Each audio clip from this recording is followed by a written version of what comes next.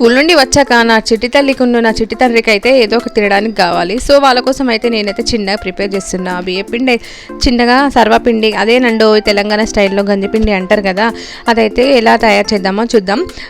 నేనైతే ఒక 4 కప్పుల బియ్యపిండి తీసేసుకొని అందులో కొన్ని నువ్వులు, సన్నగా తరుక్కున్న ఉల్లిగడ్డలు, ఆనియన్స్ అయితే చిన్న చిన్నగా పొడవుగా కట్ చేసుకోవాలండి. తర్వాత తగినంత సాల్ట్, తర్వాత తగినంత శనగపప్పు, తర్వాత పచ్చిమిర్చి, కడుపులో మంట ఉన్న వాళ్ళైతే ఎండుకారం కూడా వేసుకోవచ్చు. ఎండుకారం వేయడం వల్ల ఏంటంటే కొంచెం టేస్ట్ అనేది తగ్గుతుంది, పచ్చికారం వేయడం వల్ల టేస్ట్ అనేది కొంచెం ఎక్కువ అవుతుంది.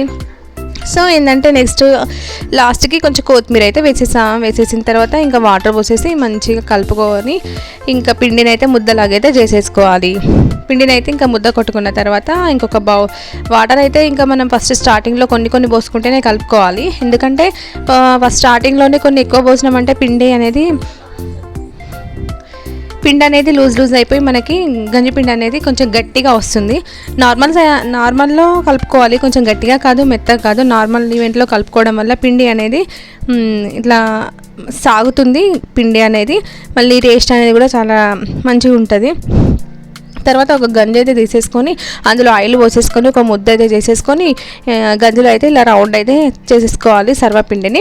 తర్వాత ఇంకో బౌల్లో కూడా పెట్టేసిన, 2 బౌల్లో పెట్టేసి ఇంకా పిల్లలు వచ్చే టైంకి అయితే ఆన్ అయితే చేసేసిన.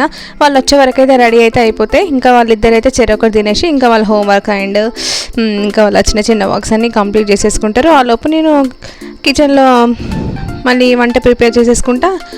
తర్వాత వాళ్ళు హోంవర్క్స్ అవన్నీ కంప్లీట్ చేసేసుకుంటారు. ఓకేనండి, మన తెలంగాణ స్టైల్లో అయితే సర్వపిండి అయితే ఈ విధంగా చేస్తాం. మీరు ఎలా చేస్తారో చెప్పండి.